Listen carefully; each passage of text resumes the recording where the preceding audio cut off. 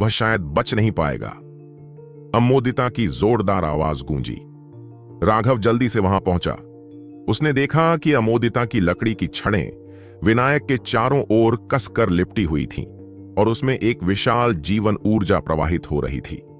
अनुराधा और बाकी लोग उसके आसपास इंतजार कर रहे थे। शुभम पहले ही रोना शुरू कर चुका था। वे दोनों हमेशा सगे भाइयों की तरह करीब रहे थे और विनायक को इस तरह देखकर उसे ऐसा लगा जैसे कोई ब्लेड उसके दिल को चीर रहा हो। इस समय विनायक का शरीर एक खुली नाली की तरह था, जो अमोदिता द्वारा उसमें डाली गई आध्यात्मिक क्वी को धारण करने में असमर्थ था। इस समय अमोदिता की ऊर्जा के कारण उसके पास अभी भी थोड़ी सी चेतना बची हुई थी, लेकिन उसके पास पहले से ही कोई जीवन ऊर्जा नहीं बची थी।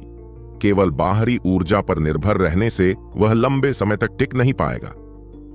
राघव, बॉस, हे, मुझे खुशी है कि मैं आपसे मिल पाया। विनायक का चेहरा कागज की तरह सफेद हो गया था। राघव को देखते हुए उसने हल्की सी मुस्कान निकाली। राघव, अमोदिता विनायक को मौत के हाथों से वापस नहीं खींच पाई। वे एक कदम बहुत देर से आ गए थे। दुखी मत हो, मैं बस खुश हूं।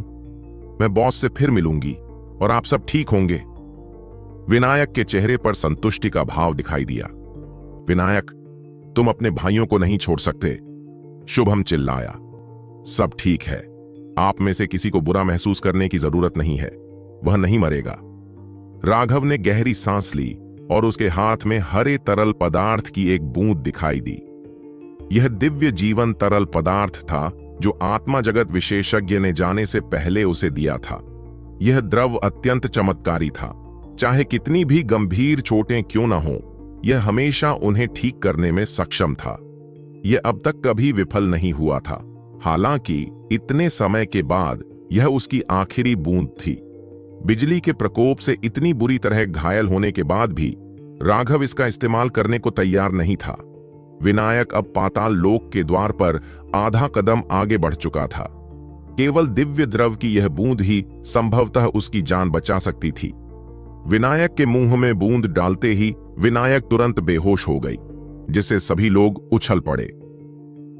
उसकी जीवन ऊर्जा पुनः प्राप्त हो रही है, अमोदिता ने कहा। वह पहली व्यक्ति थी जिसने महसूस किया कि विनायक के जीवन की चिंगारी फिर से प्रज्वलित हो गई थी। उसने जो जीवन ऊर्जा उसमें डाली थी वह अब नष्ट नहीं हो रही थी। राघव ने सिर हिलाया। चिरंजीव की लाश को देखकर वह आहें भरने से खुद को नहीं रोक सका। वे वाकई बहुत देर से आए थे। चिरंजीव पहले ही मर चुका था। भाई चिरंजीव मुझे बचाने के लिए मर गया। मुझे निश्चित रूप से इस दुश्मनी का बदला लेना होगा। लक्ष्मण, जो बहुत कम बोलता था, अब क्रूरता से बोला। अमोदिता की बदौलत अब वे चारों ठीक हो गए थे। उनकी आभा अब इतनी कम नहीं थी। हालांकि उन्हें अपनी शारीरिक शक्ति वापस पाने में कुछ समय लगेगा। पहले मैं कुछ पुष्टि करना चाहता हूं। राघव ने चुने हुए लोगों में से एक को थप्पड़ मारा। इस थप्पड़ ने उस व्यक्ति की दर्द तंत्रिकाओं को अस्थायी रूप से अवरुद्ध कर दिया। राघव, मुझे छोड़ दो। मैं तुमसे विनती कर रहा हूं, कृपया, मैं इससे और सहन नहीं कर सकता। उस चुने हुए ने भयभीत भाव से विनती की। उसने अपने जीवन में पहले कभी इस तरह का दर्द अनुभव नहीं किया था। इस स्तर का दर्द व्यावहारिक रूप से किसी व्यक्ति को मरने के लिए पर्याप्त था। यह पहले ही उस सीमा को पार कर चुका था जिसे एक इंसान सहन कर सकता था। तर्क के अनुसार जब दर्द एक निश्चित सीमा से अधिक हो जाता है तो उस दर्द से बचने के लिए व्यक्ति का शरीर अपने आप बंद हो जाता है और बेहोश हो जाता है। यह आत्मसंरक्षण का एक तरीका था, लेकिन यह अज्ञात था कि राघव ने उन्हें बेहोश हुए बिना इतना तीव्र दर्द स्पष्ट रूप से महसूस कराने के लिए कौन सी विधि का उपयोग किया था। बेहोशी एक असाधारण आशा बन गई थी जिसे प्राप्त करना असंभव था। अंततः उन्हें समझ में आ गया कि इतने दर्द में रहने का क्या मतलब है कि वे जीना ही नहीं चाहते। बोलो, तुम्हें ऐसा करने के लिए किसने उकसाया? राघव ने पूछा। अगर मैं तुम्हें बता दूं तो क्या तुम मुझे जाने दोगे? उस व्यक्ति की आंखों में थोड़ी उम्मीद जगी। राघव ने एक बार फिर उसे थप्पड़ मारा और ठंडे लहजे में कहा, तुम्हारे पास बहस करने की योग्यता नहीं है। उस थप्पड़ के बाद उसका पूरा शरीर अकड़ने लगा और उसकी आंखें लगभग बाहर निकल आईं। उसे एक बार फिर दर्द का अनुभव होने लगा। उसके चेहरे पर एक और थप्पड़ मारते हुए राघव ने ठंडे स्वर में कहा, तुम्हारे पास सिर्फ एक ही मौका है, मुझे बकवास सुनना पसंद नहीं है। वह व्यक्ति दहशत से भर गया। अपने दोनों साथियों की ओर देखते हुए, जिनके शरीर उसके बगल में लगातार हिल रहे थे, उसने पूरी घटना का विवरण देना शुरू किया। ये तीनों लोग पहले मठ के अनुचर थे। पहला मठ पूरे सुपरमठ के भीतर भी एक बहुत बड़ी शक्ति था। उनके बाद दर्जनों मठ बने। सच कहें तो वे सभी मठ पहले मठ के सहायक सदस्य थे। इसके अलावा वे सभी मठ शीर्ष 50 मठों में शुमार थे। 50 से नीचे की रैंक वाले लोगों को पहले मठ द्वारा ज्यादातर नजरअंदाज कर दिया जाता था। हालांकि हमेशा ऐसे लोग भी होते थे जो चापलूसी करना पसंद करते थे। इससे पहले राघव ने शिवा को मार डाला था और राखी का हाथ काट दिया था। इससे राखी पूरी तरह से डर गई थी और उसने सक्षम को खोजने की कोशिश की थी, लेकिन वह नहीं जानती थी कि उसने खुद को कहां छिपा रखा है। भागने के बाद भी राखी बेचैन थी। वह अब तक 2 बार राघव से लड़ चुकी थी। पहली बार वह अभी भी उसके खिलाफ लड़ने में सक्षम थी, लेकिन दूसरी बार बोन फोर्जिंग क्षेत्र में आगे बढ़ने और अपनी शक्ति को उसकी सीमा तक बढ़ाने के बावजूद उनके बीच का अंतर और भी बढ़ गया था। अब जब भी वह अपनी आंखें बंद करती तो उसे राघव का बर्फ जैसा ठंडा, निर्दयी चेहरा दिखाई देता, जब वह अपने खूनी रंग के कृपाण से उसे 2 टुकड़ों में काट देता। वह पहले से ही उसका दुःस्वप्न बन चुका था। उसे डर था कि वह और भी मजबूत होता जाएगा, इसलिए उसने सक्षम के नाम का इस्तेमाल करके लोगों को इकट्ठा किया ताकि वे गुप्त रूप से राघव को निशाना बना सकें। वे लोग मूर्ख नहीं थे। अगर राघव शिवा को मारने में सक्षम था तो धर्म के मार्ग पर चलने वाले कितने लोग उसके साथ कुछ करने की हिम्मत करेंगे। जो लोग उससे लड़ने की ताकत रखते थे वे राखी की बात नहीं सुनते थे। उन लोगों के लिए उसका एक एहसान ज्यादा मायने नहीं रखता था। इसलिए राखी ने उन सहायक मठों के साथ साथ कुछ छोटे संप्रदायों पर भी अपनी नजरें गड़ा दी थीं। उसने उन्हें इतना कुछ देने की पेशकश की कि वे आगे बढ़ सकें और उन्हें राघव को परेशान करने के लिए भेज दिया। उसे यह नहीं चाहिए था कि वे उसे मारने की कोशिश करें। इसके बजाय उन्हें बस उस पर लगातार नजर रखनी थी और उसके लिए कुछ छोटी मोटी परेशानियां खड़ी करनी थीं। बेशक अगर वे राघव के पक्ष के लोगों को मार सकें तो यह बहुत बेहतर होगा। उसने इसके लिए पर्याप्त पुरस्कार देने की पेशकश की। वास्तव में जो लोग अच्छा प्रदर्शन करने में कामयाब रहे उन्हें उसने अपने देसाई परिवार में शामिल करने की पेशकश की। उसके देसाई परिवार के पास एक प्राचीन रक्तरेखा थी और वह केवल सक्षम की वजह से ही साधना करने के लिए पहले मठ में आई थी। देसाई परिवार की शक्ति के साथ उसके लिए इतनी छोटी जगह पर आने की कोई जरूरत नहीं थी। इसलिए जब लोगों ने यह वादा सुना तो वे सभी उसके मुरीद हो गए। जिन विशेषज्ञों का पहले मठ के साथ पहले से ही अच्छा रिश्ता था उन्होंने और भी ज्यादा मेहनत की। जब से राघव कंपास माउंटेन पर पहुंचा था वे वहां पहरा दे रहे थे। राखी ने राघव के इरादों को देख लिया था और उसने गुप्त रूप से लोगों को 108वें मठ के शिष्यों को मारने के लिए प्रोत्साहित किया था। उसका लक्ष्य राघव को पागल बनाना और उसे हथियारों की तलाश में अपना समय बर्बाद करने पर मजबूर करना था। एक बार जब राघव पागल हो गया और उसने नरसंहार शुरू कर दिया तो यह सभी का ध्यान आकर्षित करेगा। उसे भरोसा था कि कुछ सच्चे विशेषज्ञ होंगे जो जल्द या बाद में उससे असंतुष्ट हो जाएंगे। अगर वे विशेषज्ञ राघव पर हमला करते हैं तो उसका लक्ष्य पूरा हो जाएगा। जियोली गुप्त क्षेत्र 7 प्रांतों के लिए खुला था। ज्वांटियन सुपरमोनेस्टरी इस जगह का एकमात्र शासक नहीं था। अन्य प्रांतों के शीर्ष प्रतिभाशाली लोग भी इसमें प्रवेश कर चुके थे। एक बार जब राघव ने उन अन्य प्रतिभाशाली लोगों का ध्यान अपनी ओर आकर्षित कर लिया तो संघर्ष होना बहुत आसान था। वह राघव को भयंकर संघर्ष में धकेलना चाहती थी। राखी कहाँ है? यह सब सुनकर राघव की हत्या की मंशा बढ़ गई। यह महिला बहुत कपटी थी और उसे निश्चित रूप से छोड़ा नहीं जा सकता था। मुझे नहीं पता। अपनी घोषणा करने के बाद वह कहीं छिप गई। उसने कहा कि अगर हमारे पास कोई उपलब्धि है तो हमें तुरंत खुद को अलग कर लेना चाहिए और आपसे नहीं लड़ना चाहिए। चुने हुए ने भयभीत होकर कहा। यह राखी वास्तव में क्रूर है। अमोदिता क्रोधित हुआ। हमें अपने भाइयों का बदला लेने के लिए निश्चित रूप से उसे मारना होगा। लक्ष्मण ने अपने दांत पीस लिए। क्या कोई और बलिदान भी है? राघव ने पूछा। शुभम, शिवांश और लक्ष्मण सभी खामोश हो गए। उनकी आंखों में आग की लपटें उठ रही थीं। अनुराधा का चेहरा उदास हो गया। अपने दांत पीसते हुए शुभम ने गुस्से से कहा, कंपास माउंटेन पर तुम्हारी लड़ाई के बारे में सुनने के बाद हम सभी हर दिशा से इकट्ठा हुए। रास्ते में हम कई हमलावरों से भिड़ गए। जब हमने उनके साथ मारपीट की तो हमने सुना कि उनके द्वारा कई भाइयों को मार दिया गया था।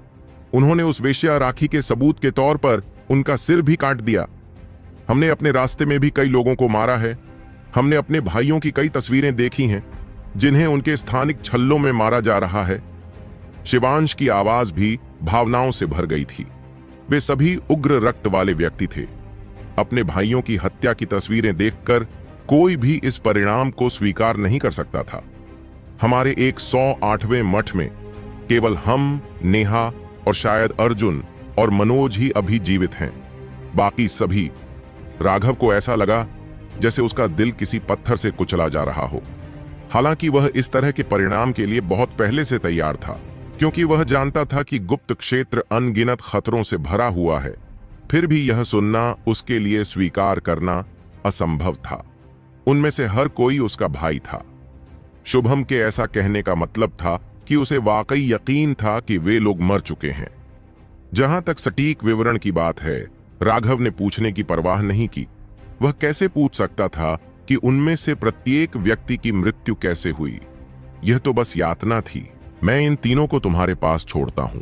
तुम उन्हें मारने के लिए अपने तरीके का इस्तेमाल कर सकते हो, राघव ने कहा। अच्छा। शुभम, विनायक और लक्ष्मण सभी एक साथ उठे। उनमें से प्रत्येक ने चुने हुए लोगों में से एक को एकांत कोने में ले गया। केवल 2 घंटे बाद वे रुके। उनके चेहरों पर आंसू और हल्की मुस्कान दोनों थे।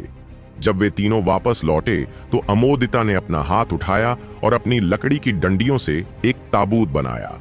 उन्होंने चिरंजीव की लाश को धीरे से अंदर रख दिया। ताबूत को सील करने के बाद उनका मूड बहुत भारी हो गया। चलो चलें, हमारा अगला लक्ष्य बदला लेना है। इस युद्ध के मैदान से बाहर निकलने के बाद राघव ने दूर आसमान की ओर देखा। उसकी आंखों में हत्या का इरादा पहले से ही दृढ़ हो चुका था। जब तक राघव और अन्य लोग कंपास पर्वत पर वापस लौटे, तब तक जमीन लाशों से अटी पड़ी थी और खून अभी भी धीरे धीरे बह रहा था। अर्जुन, मनोज और मनोज युद्ध के मैदान की सफाई में व्यस्त थे। वे स्थानिक छल्ले इकट्ठा करने के साथ साथ लाशों में फंसी सुइयों को भी निकाल रहे थे। ये सभी अर्जुन के अनमोल खजाने थे जिन्हें उसे वापस इकट्ठा करना था। वह होशियार था और उसने बहुत पहले ही उन सभी सुइयों पर अपनी व्यक्तिगत आध्यात्मिक छाप छोड़ दी थी। वह 300 मीटर की सीमा के भीतर आसानी से उनके स्थानों को पहचान सकता था। उन चीजों को बनाने में उसे बहुत ज्यादा मेहनत करनी पड़ी। उनमें से सिर्फ एक को खोना उसे दर्द से भर देता था। पिछली धर्मी और भ्रष्ट लड़ाई के बाद से जब उसके पास गोला बारूद खत्म हो गया था, तब से वह हमेशा अपने पास पर्याप्त हथियार रखने पर ध्यान केंद्रित करता था। इसलिए वह आमतौर पर एक भी सुई खोने को तैयार नहीं था। वर्तमान में जो सुइयां जमीन पर बिखरी हुई थीं, उन्हें पहले ही इकट्ठा कर लिया गया था। केवल कुछ ही बची हुई थीं जो अभी भी लोगों के शरीर में फंसी हुई थीं। सामान्य परिस्थितियों में जिस सुई तंत्र का वह इस्तेमाल करता था, उसकी शक्ति से वे सुइयां आसानी से किसी व्यक्ति के शरीर को छेद सकती थीं। शरीर में फंसी ये सुइयां ज्यादातर पहले ही 1 या 2 शरीरों को छेद चुकी होती थीं। अर्जुन, चलो इन्हें छोड़ देते हैं। इन चीजों को बाहर निकालना बहुत मुश्किल है, मनोज ने शिकायत की। लाशों से इन सुइयों को निकालना वाकई अप्रिय था। ऐसा नहीं था कि लाशों को छूना उनके लिए वर्जित था, लेकिन वे सभी चिपचिपी थीं और उन्हें निकालना अप्रिय था। तुम और मनोज आराम कर सकते हैं, मैं धीरे धीरे इसे खुद ही संभाल लूंगा, हे, ये सब चीजें मेरे बच्चों की तरह हैं और मैं इन्हें ऐसे ही नहीं फेंक सकता। अर्जुन ने कहा, एक ही बार में अपने इतने सारे बच्चों को मार गिराने के लिए आप वास्तव में एक दिलचस्प पिता हैं। मनोज ने अपना सिर हिलाया। वक्ता ने अनजाने में ऐसा कहा, लेकिन श्रोता ने इसका दूसरा मतलब सुना। अर्जुन हंसी और आंसू के बीच फंस गया और उसने कहा, मनोज, तुम वाकई अश्लील हो रहे हो। हम्मा? मनोज ने अपना सिर रगड़ा। उसे कुछ समझ नहीं आया। वह कुछ कहने ही वाला था कि तभी एक पक्षी की चीख सुनाई दी और एक बहुत बड़ी आकृति आसमान से उतरी। बॉस वापस आ गए हैं। हे, अनुराधा, भाई शुभम, भाई शिवांश, भाई लक्ष्मण, बहुत समय हो गया मिलते हुए। यह देखकर कि वे वापस आ गए हैं, अर्जुन ने जल्दी से अभिवादन किया। सबको एक साथ देखकर पहले का भारी माहौल काफी हल्का हो गया। यह सुनकर कि चिरंजीव और बाकी सभी मर चुके हैं, अर्जुन और मनोज सभी दुख से भर गए। उनमें से बहुत से लोग अंदर आ गए थे, लेकिन अब केवल ये कुछ लोग ही जीवित थे। राखी का जिक्र करते हुए उनमें से किसी ने भी गुस्से में अपने दांत नहीं पीस लिए। वह फूहड़ बहुत ही घृणित थी और वे उसे फाड़ डालना चाहते थे। ठीक है, बस इतना ही काफी है। साधना का मार्ग ऐसा ही है, कोई नहीं जानता कि कौन कब गिर जाएगा। महत्वपूर्ण बात यह है कि हम इन भावनाओं को जीवित रहते हुए संजोकर रखें। आज से हमारा लक्ष्य बदला लेना है। हम भाई मौत से नहीं डर सकते और खून का कर्ज खून से चुकाना होगा। राघव ने कहा, बॉस, हम आपकी बात सुनेंगे, लेकिन हमारा असली दुश्मन कौन है? अर्जुन ने पूछा। वह पूरी तरह से समझ नहीं पाया कि राघव का बदला लेने से क्या मतलब था। आखिर किस नफरत के कारण राखी ने राघव को इस तरह निशाना बनाया? राघव का व्यवहार हमेशा खुला और स्पष्ट रहा था और उसने कभी भी उसे नाराज नहीं किया था। तो वह लगातार राघव को इस बात के लिए क्यों मजबूर कर रही थी? पर्दे के पीछे असली लोग पहले मठ के उच्च अधिकारी हैं। जहां तक राखी की बात है, वह सिर्फ उनकी योजना को क्रियान्वित करने वाली व्यक्ति है। लेकिन मेरे अनुमान के अनुसार पहला मठ शायद केवल मुझे निशाना बनाने की योजना बना रहा था। मूल योजना शायद गुप्त क्षेत्र में प्रवेश करते ही मुझे मार डालने की थी। राखी के लिए वह और भी ज्यादा क्रूर थी। वह चाहती थी कि मैं सक्षम के लिए एक कदम बन जाऊं। वह लगातार मेरे नाम को बदनाम करती रही, मुझे एक जघन्य खलनायक में बदल दिया। फिर सक्षम न्याय के बैनर तले मुझे मार देगा, जिससे उसे एक और शानदार उपलब्धि मिलेगी। बाद में स्थिति धीरे धीरे उसके नियंत्रण से बाहर हो गई और उसे एहसास हुआ कि मैं एक गंभीर समस्या थी। चूंकि वह मुझे नहीं ढूंढ पाई, इसलिए उसने तुम सभी की तलाश शुरू कर दी। वह मुझे बाहर निकालने के लिए तुम्हें मारना चाहती थी। मैं उस समय एकांतवास में था, इसलिए मुझे नहीं पता था कि बाहर क्या हो रहा है। जैसे ही मैं एकांतवास से बाहर निकला, कंपास माउंटेन पर लड़ाई शुरू हो गई। राघव ने जो कुछ हुआ था उसका सरल विवरण दिया। उनके विश्लेषण के अनुसार यदि यह केवल पहले मठ के उच्च अधिकारियों के लिए होता तो वे निश्चित रूप से इसे इतना भव्य नहीं बनाते। इसे सरल और सीधा रखना साधक के स्वभाव के अनुरूप था। अगर इस मामले को कोई और संभाल रहा होता और वे सिर्फ राघव को निशाना बनाना चाहते तो राघव को किसी बात का डर नहीं होता।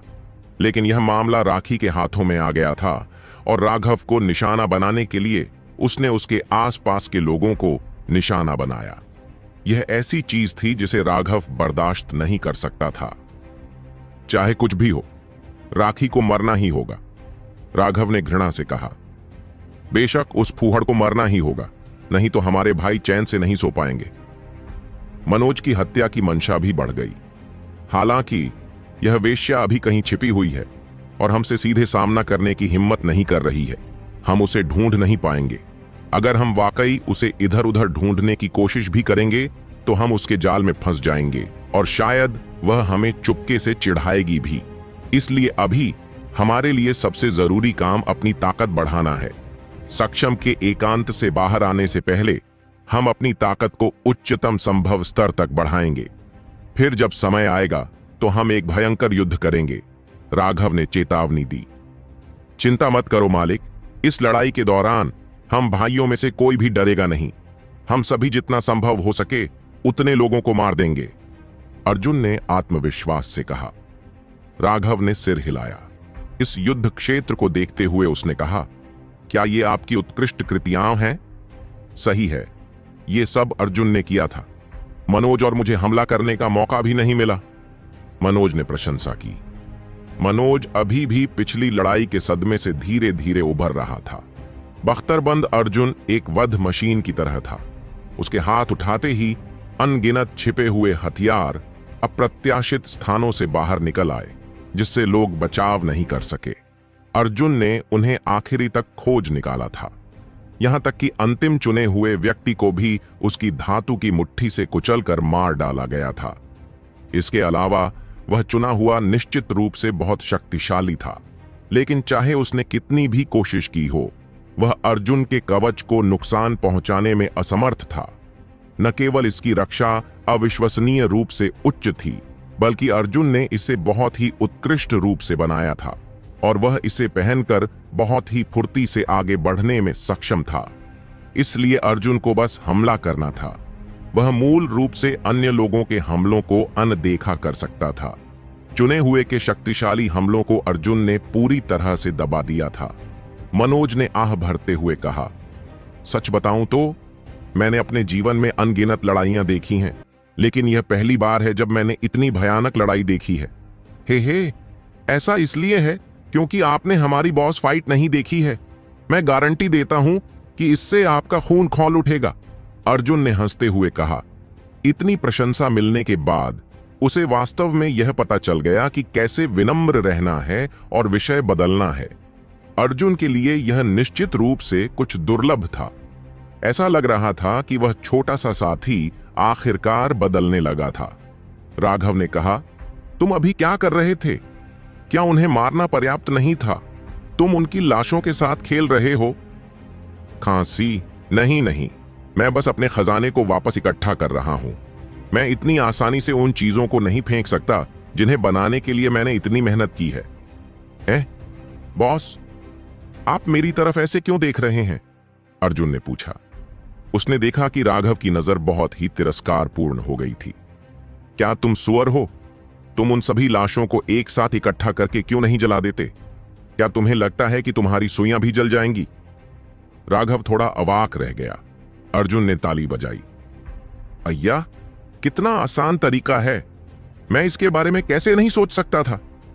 वह इस पूरे समय मांस से इन सुइयों को निकालने के बारे में उदास था।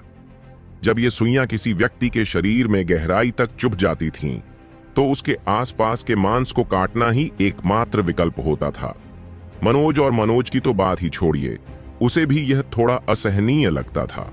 आखिरकार वह मानव मांस था, सुअर का मांस नहीं। मनोज एक बाहरी व्यक्ति था, इसलिए उसे शिकायत करना ठीक नहीं लगा।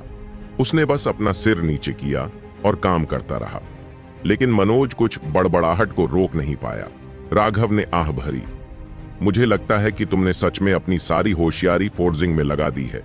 बस जाओ, लाशें इकट्ठा करो और लिटिल वॉयलेट उन्हें जलाने में तुम्हारी मदद करेगी। लिटिल वॉयलेट, राघव जिस बात का जिक्र कर रहा था, वह अमोदिता की वायलेट फीनिक्स स्पैरो थी। वर्तमान में वायलेट फीनिक्स स्पैरो सभी चौथे रैंक पर पहुंच गए थे और वे जो ज्वाला उगल सकते थे, वह कुछ ऐसा था जिसे चुना भी सहन नहीं कर सकता था।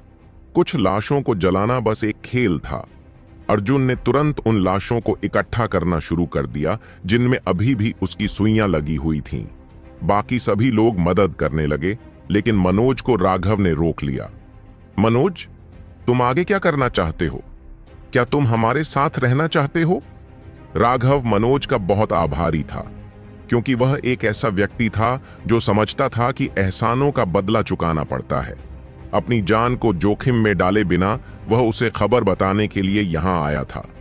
यह साबित करने के लिए पर्याप्त था कि वह एक वफादार और सदाचारी व्यक्ति था। वह मनोज को अपने पास खींचना चाहता था, लेकिन मनोज का उसके साथ रहना भी बहुत खतरनाक था।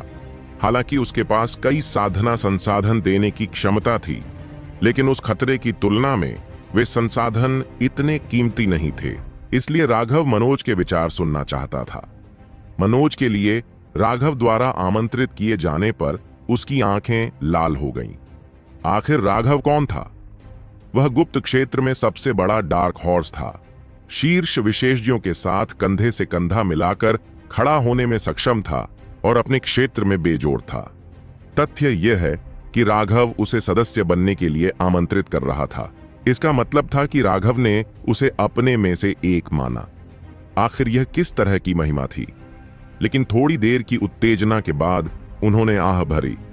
राघव, आपके सम्मान के लिए धन्यवाद, लेकिन मैं एक साधारण परिवार से आता हूं और मैंने अभी तक अपने संप्रदाय का कर्ज नहीं चुकाया है। मैं उन्हें नहीं छोड़ सकता, इसलिए कृपया मुझे मना करने के लिए माफ करें। राघव ने सिर हिलाया। मनोज की बात का मतलब समझ गया। वह एक ऐसा व्यक्ति था जो एक छोटे से संप्रदाय से आया था और यह देखते हुए कि उसके संप्रदाय ने उसे कितनी दयालुता दी थी, वह उसका अनुसरण करके अपने संप्रदाय को धोखा नहीं दे सकता था। मनोज के बारे में जो कुछ वह जानता था, उसके अनुसार यह बहुत संभव था कि उसके संप्रदाय ने उसे जूली गुप्त क्षेत्र के लिए कोटा दिलाने के लिए बहुत अधिक संसाधन खर्च किए हों। उसके संप्रदाय के लिए उसे भेजना एक वास्तविक जुआ था, इसलिए राघव वास्तव में उसकी कठिनाइयों को समझ सकता था। कोई बात नहीं, कोई बात नहीं, हम सब भाई हैं। मेरे पास तुम्हें देने के लिए कुछ भी अच्छा नहीं है, लेकिन यहां 20 बोन टेम्परिंग गोलियां और 10 पवन आत्मा पत्थर हैं। भाइयों के रूप में मना मत करो। राघव ने एक जेड बोतल के साथ साथ 10 पवन आत्मा पत्थर मनोज को धकेल दिए। राघव, मैं इसे स्वीकार नहीं कर सकता। मनोज इसे स्वीकार नहीं कर सका। उसने सिर्फ बोन टेम्परिंग पिल्स के बारे में ही सुना था, लेकिन उसने जो सुना था उसके अनुसार वे अकल्पनीय रूप से महंगी थीं। इसके अलावा ये 10 पवन आत्मा पत्थर उस पत्थर से कम 10 गुना बेहतर थे जो उसने शुरुआत में प्राप्त किया था। इसके अंदर की वायु ऊर्जा अविश्वसनीय रूप से शुद्ध थी। भाई होने के नाते बेकार की कोई बात मत कहो। चूंकि मैं तुम्हें जानकारी दे रहा हूं तो इसे ले लो। तुमने मुझे जानकारी देने के लिए अपनी जान जोखिम में डाली, जिससे मेरे दोस्त संकट से बच गए। अगर तुम इसे नहीं लेते तो इसका मतलब है कि तुम मुझे नीची नजर से देख रहे हो। राघव ने जानबूझकर दुश्मनी दिखाई। ठीक है, तो मैं इसे स्वीकार कर लूंगा। मैं, मनोज, राघव के महान उपकार को कभी नहीं भूलूंगा। जाने से पहले मनोज ने राघव को आदरपूर्वक प्रणाम किया। राघव द्वारा मनोज को भेज दिए जाने के बाद विनायक, जो इस पूरे समय बेहोश थी, अंततः जाग उठी, जिससे सभी प्रसन्न हो गए। एक बार जब वह संक्षिप्त उत्सव समाप्त हो गया तो राघव ने गोलियों को परिष्कृत करना जारी रखा, जबकि बाकी सभी लोग अपनी हड्डियों की रक्षा करने और उन्हें कठोर बनाने के बीच बारी बारी से लगे रहे। सभी आगामी संघर्ष की तैयारी में।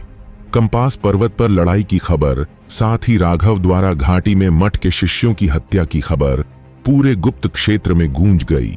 कई लोग इसकी सत्यता की पुष्टि करने के लिए दौड़े चले आए। विभत्स शवों को देखकर वे सभी भयभीत हो गए।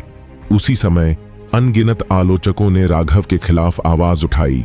उनका मानना था कि राघव का दिल बहुत ही क्रूर है और उसके तरीके भी बहुत क्रूर हैं। उसी रास्ते पर चलने वाले लोगों का कत्लेआम करके वह भयानक अपराधों का दोषी था। हालांकि ऐसे शब्द केवल उसकी पीठ पीछे ही कहे जा सकते थे। ऐसा इसलिए था क्योंकि उन 2 बड़ी लड़ाइयों के बाद किसी की हिम्मत नहीं हुई कि वह फिर से राघव को भड़काए। वे केवल उसकी पीठ पीछे अपनी धार्मिकता की भावना व्यक्त कर सकते थे। चाहे कितने भी बड़े इनाम दिए गए हों, कोई भी फिर से राघव के लिए परेशानी खड़ी करने के लिए तैयार नहीं था। जहां तक पर्दे के पीछे छिपे उस हाथ की बात है जो लगातार लोगों को उकसा रहा था, वह शक्तिहीन हो चुका था। एक कारण यह था कि किसी ने जानबूझकर राघव को निशाना बनाया है। यह बात पहले ही आम हो चुकी थी। साधकों के रूप में कितने लोग इतने मूर्ख थे? अधिकांश लोगों को पहले ही पता चल चुका था कि क्या हुआ था। दूसरा कारण यह था कि जब कुछ अधीनस्थ लोग लोगों को राघव को निशाना बनाने के लिए उकसाने में व्यस्त थे, तब अधिकांश लोग पहले ही एकांतवास में चले गए थे। तो भला कौन उनसे परेशान होता? उनमें से कितने लोगों को वास्तव में परवाह थी कि कौन अच्छा है और कौन बुरा? वे अधीनस्थ केवल अपना समय बर्बाद कर रहे थे। बस कुछ ही महीनों में गुप्त क्षेत्र का निकास अंततः खुल जाएगा। उस समय धार्मिक और भ्रष्ट मार्गों के बीच एक बहुत बड़ा युद्ध होगा। कमजोर साधना आधार वाले सभी लोग गुप्त क्षेत्र में ही मर जाएंगे। इन सभी लोगों का मानना था कि प्रथम मठ तथा साथ ही राघव भी मूर्खतापूर्ण कार्य कर रहे हैं। उस विशाल युद्ध से पहले वे वास्तव में आंतरिक कलह में व्यस्त थे। अगर यह मूर्खतापूर्ण नहीं था तो क्या था? इसलिए धर्म मार्ग के अधिकांश विशेषज्ञ राखी के प्रचार प्रसार के प्रयास पर केवल उपहास कर रहे थे। जहां तक भ्रष्ट मार्ग के विशेषज्ञों की बात है तो वे बहुत पहले ही एकांत में चले गए थे। उनका ध्यान उस अंतिम युद्ध पर था। उन्हें आंतरिक कलह पसंद नहीं थी। अगर धर्मी मार्ग के अनुयायी आपस में ही लड़ना चाहते थे तो यह ठीक था। वे अपनी ताकत बढ़ाने पर ध्यान केंद्रित करते थे और जब समय आता तो वे धर्मी शिष्यों का वध कर देते। अंत में क्या वे खजाने जिनके लिए धर्मी शिष्यों ने अपनी जान जोखिम में डाली थी उनकी जेबों में नहीं चले जाते? राखी के पास लोगों का एक समूह था जो उसका प्रचार कर रहा था, लेकिन सभी पहले से ही एकांत में थे। आखिर वे किसको यह प्रचार कर रहे थे? ऐसा नहीं था कि वे पूरे दिन जितना संभव हो सके उतना जोर से चिल्ला सकते थे। अगर वे किसी विशेषज्ञ के एकांत में खलल डालते तो संभवतः उन्हें सीधे मार दिया जाता। 2 दिनों तक और अधिक लोगों को भड़काने की कोशिश करने के बाद भी कोई नतीजा नहीं निकला तो राखी को असहाय होकर हार माननी पड़ी। उसके सभी लोग एकांत में चले गए। तो यह ज्यूली गुप्त क्षेत्र का सबसे शांत समय था। कुछ बेशर्म विशेषज्ञों या गुप्त क्षेत्र में गहरे भाग रहे कुछ अपराधियों के अलावा अनिवार्य रूप से हर कोई एकांत में चला गया था और अपनी हड्डियों को शांत करना शुरू कर दिया था। जहां तक उन शिष्यों का प्रश्न है जो साधारण पृष्ठभूमि से आए थे और जिनके पास उपयोग के लिए अस्थि संधान की गोलियां नहीं थीं, वे केवल एक ही काम कर सकते थे, वह था अपनी साधना के आधार को बढ़ाने पर ध्यान केंद्रित करना तथा अपनी अस्थि संधान की कमी की पूर्ति के लिए अपने क्षेत्र का उपयोग करना चाहते थे। हालांकि यह बहुत प्रभावी नहीं था, लेकिन यह कुछ न करने से बेहतर था। वह अंतिम लड़ाई हर किसी के जीवन और मृत्यु से जुड़ी होगी, चाहे उन्होंने गुप्त क्षेत्र में कितने भी खजाने हासिल किए हों। अगर वे नहीं छोड़ सकते तो यह अभी भी बेकार होगा। इस दौरान राघव अभी भी दिन रात गोलियों को परिष्कृत करने पर ध्यान केंद्रित कर रहा था। इस समय उनकी रखवाली करने वाला एकमात्र व्यक्ति अर्जुन था। जब भी कोई चुपके से उन पर जासूसी करने की कोशिश करता, अर्जुन एक ही तीर से उन्हें मार गिराता। जो लोग इस समय भी उन पर ध्यान केंद्रित कर रहे थे वे दुश्मन थे। इसलिए अर्जुन अब एक शिकारी की तरह था जो खरगोशों के चारा खाने का धैर्यपूर्वक इंतजार कर रहा था। लेकिन कई लोगों को मारने के बाद 1 हफ्ते तक वह कोई और फसल नहीं काट पाया। उसे ऊब होने लगी। हालांकि राघव रिफाइन गोलियों को देखना आंखों के लिए बहुत ही बॉस, रिफाइनिंग खत्म होने में और कितना समय लगेगा? ज्यादा नहीं, अभी हमारे पास 6000 बोन टेम्परिंग पिल्स हैं। अगले 2 दिनों में सभी औषधीय तत्व खत्म हो जाएंगे, राघव ने जवाब दिया। दिन रात शोधन के बाद राघव ने अधिक से अधिक औषधीय गोलियां जमा कर लीं। हालांकि औषधीय तत्व केवल कम होते गए। उनमें से कुछ जीवित औषधीय तत्व उसके जीवन वलय में रखे हुए थे। वह उनका उपयोग गोलियों को परिष्कृत करने के लिए नहीं करना चाहता था। आखिरकार जीवित औषधीय तत्व मृत लोगों की तुलना में 100 गुना अधिक मूल्यवान थे। बाहरी दुनिया में राघव उनसे भारी मात्रा में धन प्राप्त कर सकता था।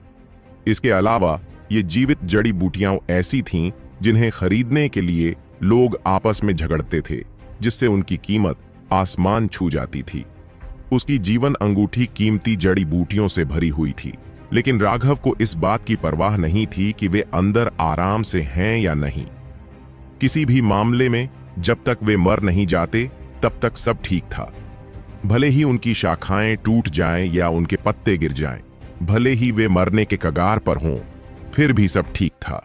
वैसे भी वे चीजें बाहरी दुनिया में अमूल्य खजाने थीं। यहां तक कि आधी अधूरी जड़ी बूटियां भी संप्रदायों द्वारा महत्वपूर्ण मानी जाती थीं। उन संप्रदायों के पास निश्चित रूप से उन्हें फिर से पनपने के तरीके थे। बाहरी दुनिया में कई कीमती औषधीय तत्व पहले ही विलुप्त हो चुके थे, लेकिन कुछ कीमती जड़ी बूटियां भी थीं जो सभी कुछ संप्रदायों और शक्तियों के हाथों में थीं, वे उन कीमती जड़ी बूटियों को अपनी पत्नियों से भी ज्यादा महत्वपूर्ण मानते थे। और कभी कभी तो वे दूसरों को यह भी नहीं बताते थे कि उनके पास वे जड़ी बूटियां हैं। अगर वे उन्हें बेचते भी थे तो वे सिर्फ सूखी जड़ी बूटियां ही बेचते थे। वे शायद ही कभी लोगों को यह बताते थे कि उनके पास जीवित संस्करण हैं जिन्हें वे खुद ही उगा सकते हैं। ऐसा तभी होता था जब कोई चीज इतनी दुर्लभ होती थी कि कोई उसे प्राप्त नहीं कर सकता था, तब उसकी कीमत आसमान छूती थी। तो वास्तव में ऐसी कई विलुप्त जड़ी बूटियां थीं जो बड़ी शक्तियों के पास थीं और जिन्हें बाकी दुनिया से गुप्त रखा गया था। उन जड़ी बूटियों की कीमत पूरी तरह से उन संप्रदायों द्वारा नियंत्रित की जाती थी। जैसे जैसे वे लगातार उन कीमतों को बढ़ाते गए, छोटी शक्तियां उन्हें खरीदने के लिए बहुत ज्यादा पैसे खर्च कर पाती थीं। नतीजतन बड़े संप्रदाय और भी मजबूत होते गए, जबकि छोटे संप्रदाय हमेशा कमजोर बने रहे। उदाहरण के लिए, मनोज का संप्रदाय इतना गरीब था कि वे उसके लिए बोन टेम्परिंग पिल्स भी तैयार नहीं कर पाए। ऐसा इसलिए नहीं था क्योंकि उन्हें मनोज की पर्याप्त परवाह नहीं थी। वास्तव में एक बार जब मनोज गुप्त क्षेत्र से बाहर निकल गया तो वे उसे तैयार करने के लिए हर संभव प्रयास करेंगे। बोन टेम्परिंग पिल्स बहुत दुर्लभ थीं और उनके संप्रदाय के पास केवल एक विशेषज्ञ को बढ़ाने के लिए धन था। अगर वे अपनी अस्थि संयम की गोलियां मनोज को दे देते हैं और वह गुप्त क्षेत्र में मर जाता है तो उसका संप्रदाय और भी अधिक गिर जाएगा। मनोज के कंधों पर अभी उसके संप्रदाय का भाग्य सवार था। वह उनके लिए उठने का एकमात्र मौका था और इसलिए वह राघव के प्रस्ताव को स्वीकार नहीं कर सकता था। यही कारण था कि हजारों हजारों संप्रदायों वाली साधना दुनिया में अभी भी अधिकांश संसाधन केवल कुछ लोगों के हाथों में थे। छोटे संप्रदाय केवल संघर्ष कर सकते थे जबकि वे लगातार पतन के कगार पर थे। जहां तक बड़े संप्रदायों के शिष्यों की बात है तो साधारण शिष्य भी छोटे संप्रदायों के बुजुर्गों के साथ आसानी से उच्च स्तर पर लड़ सकते थे। यही उनके बीच का अंतर था।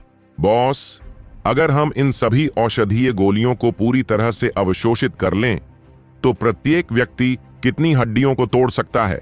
अर्जुन ने पूछा।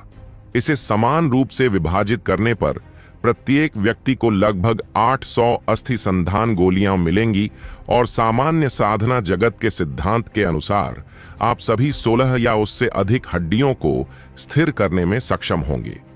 राघव ने जो बोन टेम्परिंग गोलियां परिष्कृत की थीं, वे बाहरी दुनिया में मिलने वाली गोलियों जैसी नहीं थीं।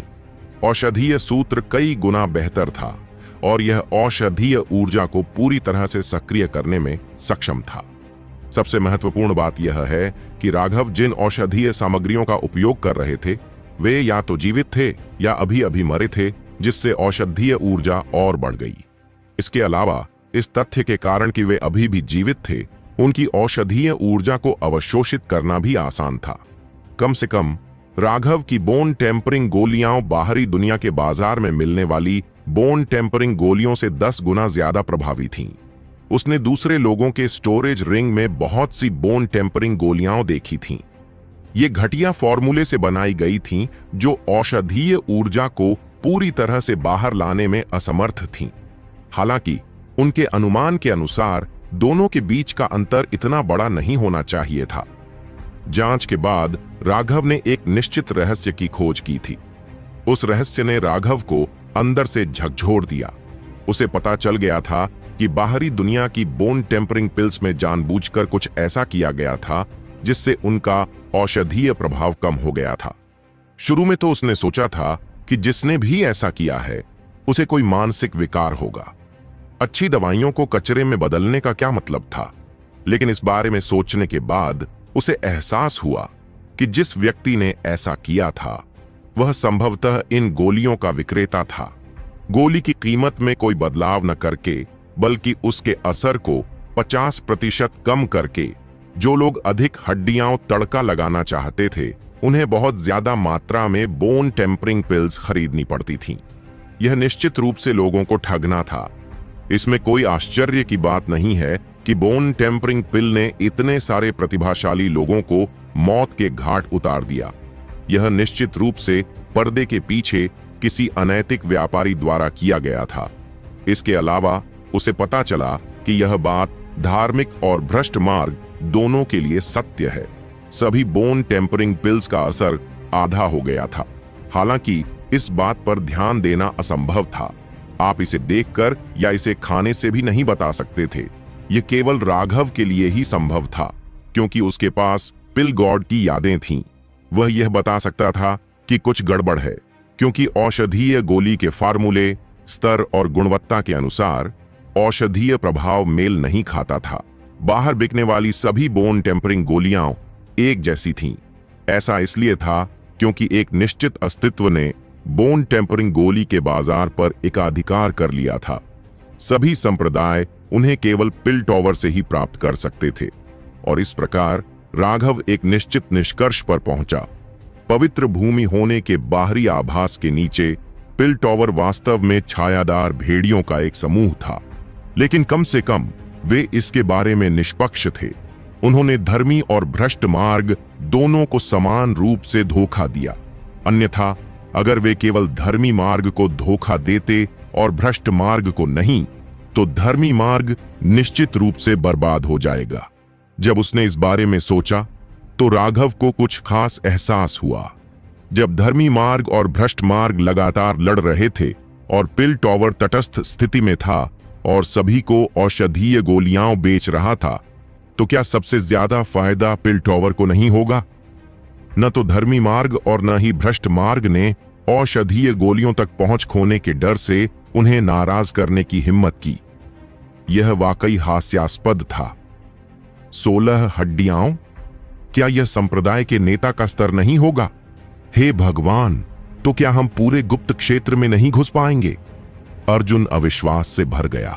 प्रत्येक अतिरिक्त हड्डी को तड़का लगाने से हड्डियों के भीतर संग्रहित ऊर्जा की मात्रा में बहुत वृद्धि होगी। इससे व्यक्ति अविश्वसनीय रूप से मजबूत बन जाएगा। 16 हड्डियों को तड़का लगाना व्यावहारिक रूप से ऐसी चीज थी जिसके बारे में उसने केवल किंवदंतियों में ही सुना था। बहुत जल्दी उत्साहित मत होइए। मैंने कहा कि सामान्य हड्डी तड़का प्रक्रिया के तहत आप 16 हड्डियों को तड़का लगाने में सक्षम होंगे, लेकिन चूंकि हम सभी ने पूर्ण तड़का लगाने का विकल्प चुना है, इसलिए ये गोलियां हमें ज्यादा से ज्यादा 4 हड्डियों को तड़का लगाने में सक्षम बनाती हैं, राघव ने कहा। क्या क्या? अर्जुन हकलाया। 4 हड्डियों और 16 हड्डियों के बीच का अंतर बहुत ज्यादा था। इसके अलावा कोई रास्ता नहीं है। पूरी तरह से टेम्परिंग से गुजरने के लिए हर बार जब आप एक हड्डी को टेम्पर करते हैं तो आपको अपने शरीर की हर एक हड्डी से गुजरना पड़ता है। यह सुनिश्चित करने का एकमात्र तरीका है कि हर हड्डी टेम्पर हो जाए।